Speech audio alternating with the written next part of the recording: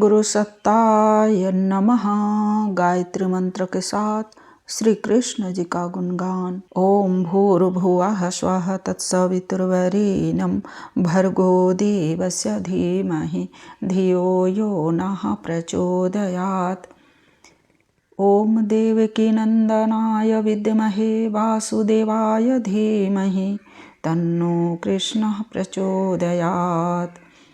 ओम वृषभानुजायै विद्महे कृष्णप्रियायै धीमहि तन्नो राधा प्रचोदयात्। सखी आज गोकुल में जन्मे कन्हाए, सखी आज गोकुल में जन्मे कन्हाए, चलो नंद बाबा को देंगे बधाई, चलो नंद बाबा को देंगे बधाई। राधे कृष्णा।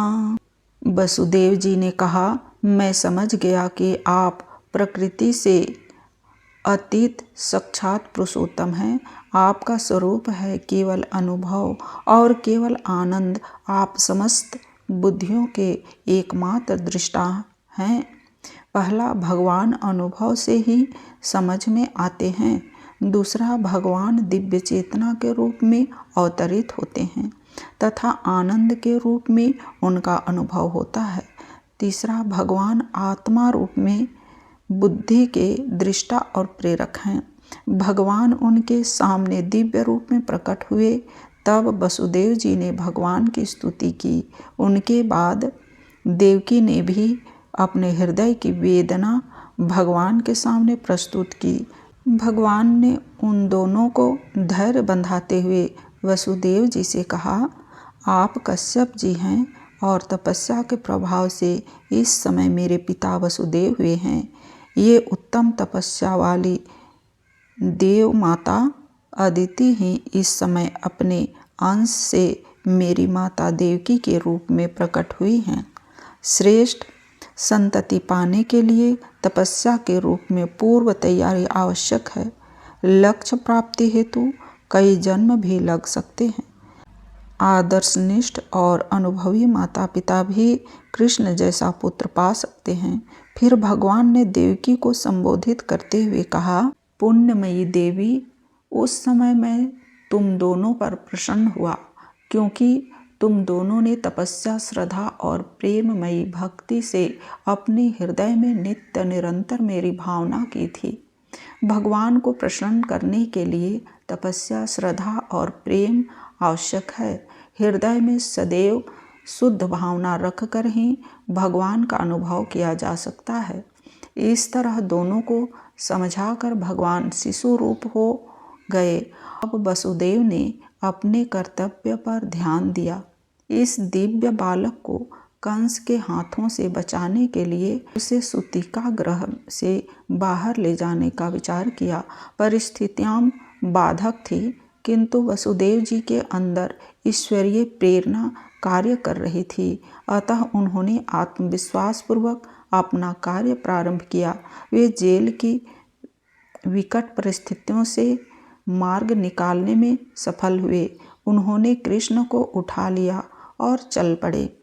उस समय योगमाया ने द्वारपाल और पूर्ववासियों की समस्त इंद्रियों और वृत्तियों की चेतना हर ली। वे सब के सब अचेत होकर सो गए। बंदी गृह के सभी दरवाजे बंद थे। उनमें बड़े बड़े किवाड़, लोहे की जंजीरें और ताले जड़े हुए थे। उनके बाहर जाना बड़ा कठिन था, परंतु वसुदेव जी भगवान श्री कृष्ण को गोद में लेकर ज्यों ही उनके निकट पहुँचे, त्यों ही वे सब दरवाजे आप से आप खुल गए। ठीक वैसे ही जैसे सूर्योदय होते ही अंधकार दूर हो जाता है। आत्मविश्वास पूर्वक भगवान को साथ लेकर कार्य करने से विपरीत परिस्थितियों में भी मार्ग निकाला जा सकता है। जब व्यक्ति की अंतस चेतना बंधन मुक्त होने के लिए संघर्षरत होती है, तब उसके बंधन अवश्य टूट जाते हैं। वसुदेव जेल से निकलकर गोकुल जाने के लिए यमुना किनारे पहुँचे। घोर अंधकार था, वर्षा हो रही थी, बीच बीच में बिजली कौंध जाती थी। यमुना में भयंकर बाढ़ आई हुई थी। वसुदेव जी ने साहसपूर्वक यमुना पार की। उन दिनों बार बार वर्षा होती रहती थी, इससे यमुना जी बहुत बढ़ गई थी। उनका प्रवाह गहरा और तेज हो गया था। तरल तरंगों के कारण जल पर फेन ही फेन हो रहा था। सैकड़ों भयानक भंवर पड़ रहे थे। जैसे सीतापति भगवान श्री राम जी को समुद्र ने मार्ग दे दिया था, वैसे ही यमुना जी ने वसुदेव को निकलने का मार्ग दे दिया। रामदल द्वारा अपनी शक्ति भर पुरुषार्थ करने पर भी समुद्र पार जाने के लिए मार्ग बना था। वसुदेव ने भी यथाशक्ति पुरुषार्थ किया और भगवान की कृपा से सफलता पाई। ईश्वर विश्वासी और पुरुषार्थी व्यक्तियों का मार्ग कोई नहीं रोक सकता। कृष्ण को लेकर वसुदेव गोकुल पहुँचे। वहाँ नंद बाबा के घर में सब सो रहे थे। उन्होंने यशोदा की सैया पर अपने पुत्र को सुला दिया तथा उनकी नवजात कन्या को लेकर बंदी गृह में वापस आकर देवकी के पास सुला दिया। कन्या के रोने की आवाज़ सुनकर पहरेदारों की नींद खुली। उन्होंने कंस को सूचना दी। कंस भागता हुआ आया तथा देवकी की गोद से कन्या को छीनकर चट्टान पर पटक दिया। वह कन्या उसके हाथ से छूटकर आकाश में चली गई और कहा, अरे मूर्ख, तुझे मारने वाला तो कहीं और पैदा हो चुका है। तू निर्दोष बालकों की हत्या न कर। यह बात सुनकर कंस को बहुत आश्चर्य हुआ। वसुदेव देवकी से क्षमा मांगकर उन्हें कारागार से मुक्त कर दिया। इसके बाद कंस ने अपने मंत्रियों को बुलाकर उनसे देवकी का कथन सुनाकर राय मांगी। मंत्री भी कंस जैसे ही दुष्ट थे। उन्होंने कहा कि देवता हमें मारने का प्रयास कर रहे हैं, अतः हमें भी देवताओं को समाप्त करने का प्रयत्न करना चाहिए। हम लोग देव शक्तियों का पोषण करने वाली सभी दुष्प्रवृत्तियों को समाप्त कर देंगे।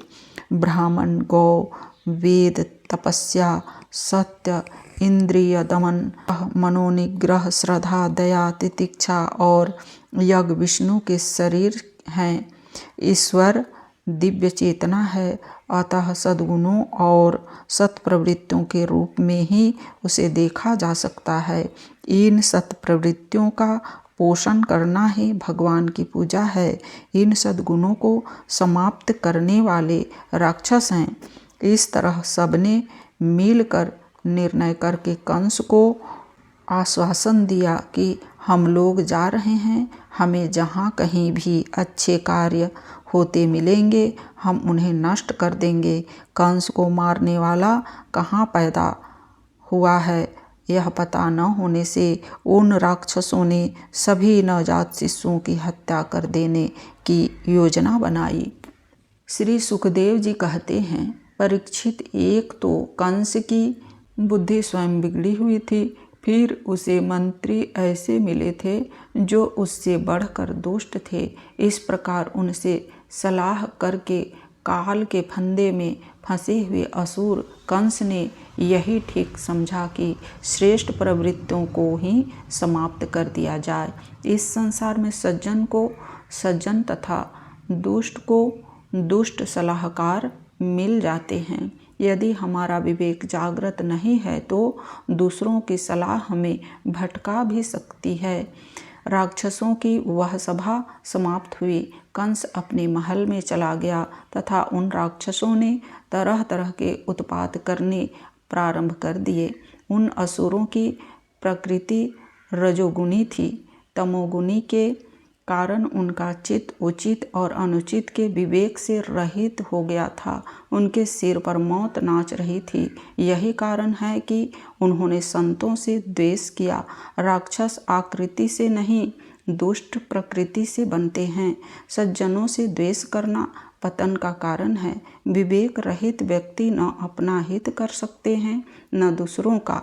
इधर नंद बाबा ने पुत्र की प्रसन्नता में उत्सव का आयोजन किया, जात कर्म संस्कार कराकर गोदान किया, फिर वार्षिक कर देने के लिए मथुरा गए। वहाँ उनकी वसुदेव जी से मुलाकात हुई। वसुदेव ने बधाई दी तथा शीघ्र गोकुल लौटने को कहा। पूतना नाम की एक राक्षसी थी जो कंस की आज्ञानुसार शिशुओं की हत्या करती फिर रही थी। वह सुंदर स्त्री का वेश बनाकर गोकुल में आई। उसने नंद के घर जाकर प्यार करने के बहाने कृष्ण को उठा लिया। उसके सौम्य रूप को देखकर यशोदा आदि नारियां उसे मना न कर सकी। वह दुष्ट छल से कृष्ण को मारने की बात सोचने लगी। भगवान श्री कृष्ण चर अचर सभी प्राणियों की आत्मा हैं, इसलिए उन्होंने उसी क्षण जान लिया कि यह बच्चों को मार डालने वाला पूतना ग्रह है और अपने नेत्र बंद कर लिए।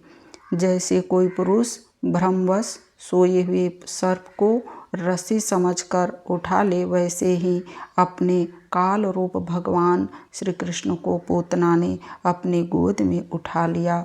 भगवान को धोखा नहीं दिया जा सकता। वेश बनाकर दूसरों को छला जा सकता है, किंतु अंतरात्मा को नहीं। भगवान सज्जनों के लिए दीन बंधुओं तथा दुष्टों के लिए काल रूप हैं। ओम शांति।